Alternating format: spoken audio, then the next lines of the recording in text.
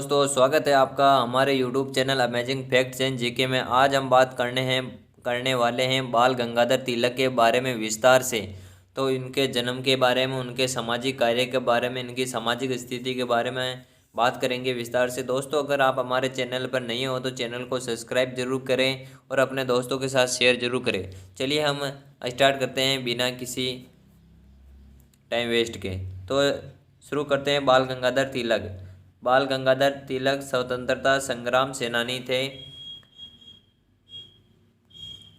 बाल गंगाधर तिलक अथवा लोकमान्य तिलक मूल नाम केशव गंगाधर तिलक था। इनका जन्म 23 जुलाई 1856 को हुआ था। 1 अगस्त 1920 को इनकी मृत्यु हुई थी।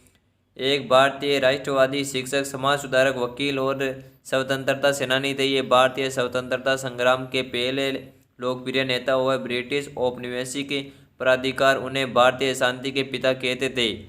उन्हें लोकमान्य का आदरणीय शीर्षक भी प्राप्त हुआ, जिसका अर्थ है लोगों द्वारा स्वीकृत उनको नायक के रूप में। नेक्स्ट कहते हैं लोकमान्य तिलक जी ब्रिटिश राज के दौरान स्वराज्य के सबसे पहले और मजबूत अधिवक्ताओं में से एक थे तथा भारतीय अंतकरण में से एक प्रबल आमूल परिवर्तनवादी थे। उनका मराठी भाषा में दिया गया नारा स्वराज्य मेरा जन्म सिद्ध अधिकार है, मैं इसे लेकर रहूँगा।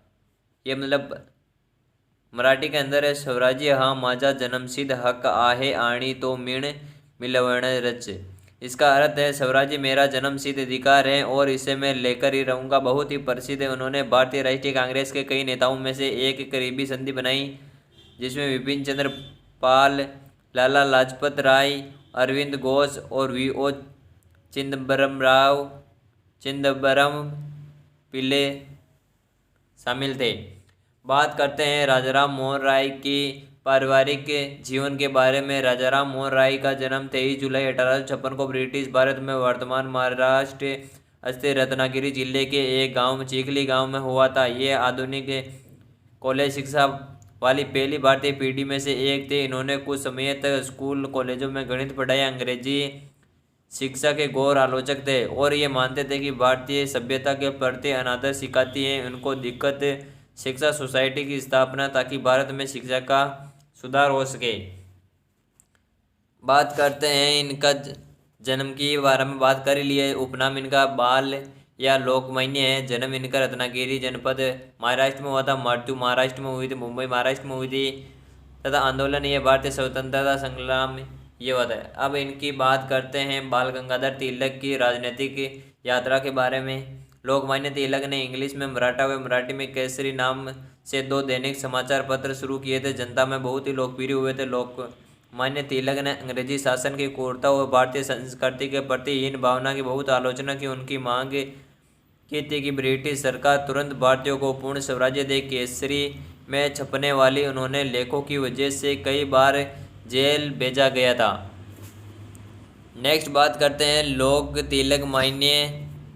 लोकमान्य तिलक भारतीय राष्ट्रीय कांग्रेस में शामिल हुए, लेकिन जल्द वे कांग्रेस के नरमपंथी रवैये के विरुद्ध बोलने लगे थे। 1907 में कांग्रेस गर्म दल और नरम दल में विभाजित हो गई थी।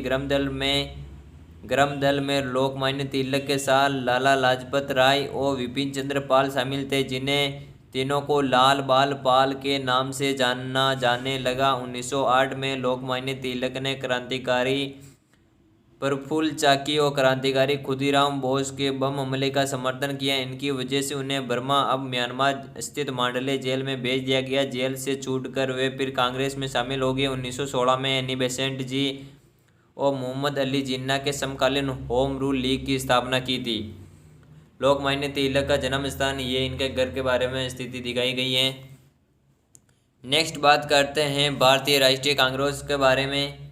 भारतीय राष्ट्रीय कांग्रेस। लोकमान्य तिलक भारतीय राष्ट्रीय कांग्रेस से 1890 में जुड़ी। हालांकि उसकी मध्य अभिवर्ती खासकर जो स्वराज्य हेतु लड़ाई के लिए पड़ती थी, वे इनके खिलाफ थे। वे अपने समय के सबसे प्रख्यात आमूल परिवर्तनवादियों में से एक थे। अल्प आयु में ही विवाह करने के व्यक्तिगत रूप में विरोधी होने के बावजूद लोकमान्य तिलक 1891 में एज ऑफ कंसेंट विधेयक के खिलाफ थे, क्योंकि वे उसे हिंदू धर्म में अतिक्रमण और एक खतरनाक उदाहरण के रूप में देख रहे थे। इस अधिनियम ने लड़की विवाह की न्यूनतम आयु को 10 से बढ़ाकर 12 कर दिया था। नेक्स्ट बात करते हैं राजद्रोह के आरोप के बारे में।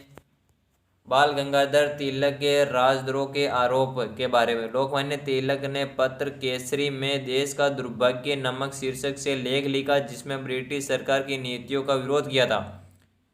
उनको भारतीय दंड संहिता की धारा 124(1) के अंतर्गत राजद्रोह के अभियोग में 27 जुलाई 1897 को गिरफ्तार कर लिया था। उन्हें 6 वर्ष के कठोर कारावास के अंतर्गत मांडले बर्मा जेल में बंद कर दिया गया था। भारतीय दंड संहिता में धारा 124(a) ब्रिटिश सरकार ने 1870 में जोड़ा था, जिसके अंतर्गत भारत में विधि द्वारा स्थापित ब्रिटिश सरकार के प्रति विरोध की भावना भड़काने वाले व्यक्ति को 3 साल की कैद से लेकर आजीवन निकाला तक की सजा दिए जाने का प्रावधान था।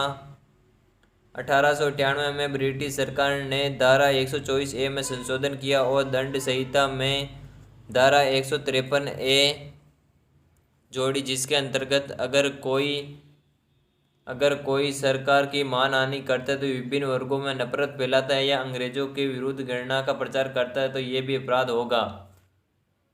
बात करते हैं बाल गंगाधर तिलक को मांडले में कारावास।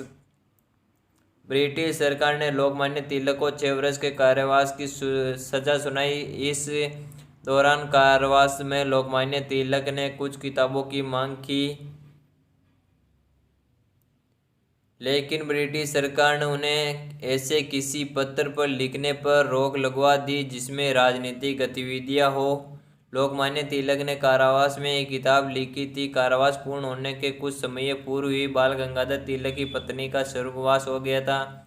इस दुखद खबर की जानकारी उन्हें जेल में एक खत से प्राप्त हुई थी और उन्हें लोकमान्य तिलक इस बात को बेहद अफसोस था कि उनकी अपनी मृतक पत्नी के अंतिम दर्शन भी नहीं कर सकते।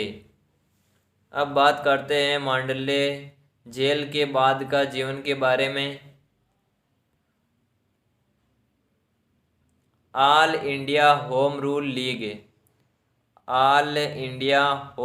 लीग बाल गंगाधर तिलक ने एनी बेसेंट जी की मदद से होम रूल लीग की स्थापना की। होम रूल लीग आंदोलन के दौरान बाल गंगाधर तिलक को काफ़ी प्रसिद्धि मिली, जिस कारण उन्हें लोकमान्य की उपाधि मिली। अप्रैल 1916 में उन्होंने होम रूल लीग की स्थापना की। इस आंदोलन का मुख्य उद्देश्य भारत में स्वराज्य स्थापित करना था। यह कोई सत्याग्रह आंदोलन जैसा नहीं था। इनमें 4 या 5 लोगों की टुकड़ियां बनाई जाती थी, जो पूरे भारत में बड़े बड़े राजनेताओं वकीलों से मिलकर होम रूल लीग का मतलब समझाया जाता था। एनी बेसेंट जी जो आयरलैंड से भारत आई हुई थी, उनका वहाँ पर होम रूल लीग जैसा प्रयोग देखा था। इसी तरह का प्रयोग उन्होंने भारत में करने का सोचा था। अब बात करते हैं बाल गंगाधर तिलक के सामाजिक योगदान के बारे में। बाल गंगाधर तिलक के सामाजिक योगदान के बारे में। उन्होंने सबसे पहले ब्रिटिश राज के दौरान पूर्ण स्वराज्य की मांग उठाई। लोकमान्य तिलक ने जन जागृति का कार्यक्रम पूरा करने के लिए महाराष्ट्र में गणेश उत्सव तथा शिवाजी उत्सव सप्ताह भर में मनाना प्रारंभ कर दिया। इन त्योहारों के माध्यम से जनता में देश प्रेम और अंग्रेजों के अन्यायों के विरुद्ध संघर्ष का साहस भरा गया था। नागरिक प्रचारणी सभा के वार्षिक सम्मेलन में भाषण करते हुए उन्होंने पूरे भारत के लिए समान लिपि के रूप में देवनागरी लिपि की वकालत की और कहा कि समान लिपि की समस्या ऐतिहासिक आधार पर नहीं सुलझाई जा सकती। उन्होंने तर्कपूर्ण ढंग से दलील की कि रोमन लिपि का भारतीय भाषाओं के लिए सर्वदा अनुपयुक्त है। 1904 में नागरिक प्रचारणी सभा में उन्होंने कहा कि देवनागरी को समस्त भारतीय भाषाओं के लिए स्वीकार किया जाना चाहिए। अब बात करते हैं बाल गंगाधर तिलक की मृत्यु के बारे में। सन 1919 ईस्वी में कांग्रेस की अमृतसर बैठक में हिस्सा लेने के लिए स्वदेश लौटने के समय लोकमान्य तिलक इतने नरम हो गए कि उन्होंने मॉन्टेग्यू चेम्सफोर्ड सुधारों के द्वारा लेजिस्लेटिव काउंसिल विधायी परिषद के चुनाव के बहिष्कार को गांधी जी की नीति का विरोध ही नहीं किया। इसके बजाय लोकमान्य तिलक ने क्षेत्रीय सरकारों में कुछ हद तक भारतीयों की भागीदारी की शुरुआत करने वाले सुधारों को लागू करने के लिए प्रतिनिधित्व को ये सलाह अवश्य दी कि वे उनके प्रत्युत्तर पूर्ण सहयोग की नीति का पालन करें, लेकिन नए सुधारों को निर्णायक दिशा में देने से पहले ही 1 अगस्त 1920 ईस्वी को बम्बई में इनकी मृत्यु हो गई थी। मरणोपरांत श्रद्धांजलि देते हुए गांधी जी ने उन्हें आधुनिक भारत का निर्माता कहा था।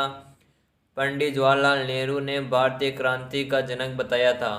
अब बात करते हैं बाल गंगाधर तिलक की कृतियों के बारे में।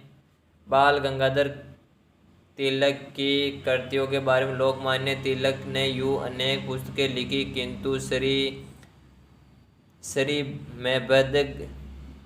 श्री में भगवद गीता की व्याख्या को लेकर मांडले जेल में लिखी गई गीता रहस्य सर्व उत्कृष्ट है, जिनका कई भाषाओं में अनुवाद हुआ है।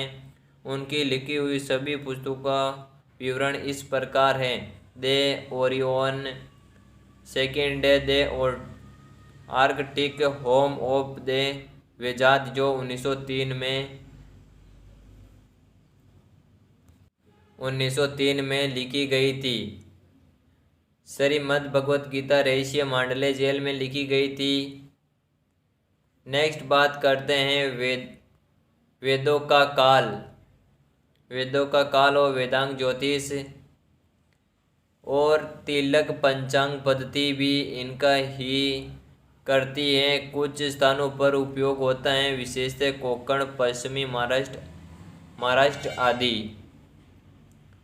नेक्स्ट बात करते हैं श्यामजी कृष्ण वर्मा एवं अन्य को लिखे लोकमान्य तिलक के पत्र। MD विद्यांश यानी इनके द्वारा संपादित हैं।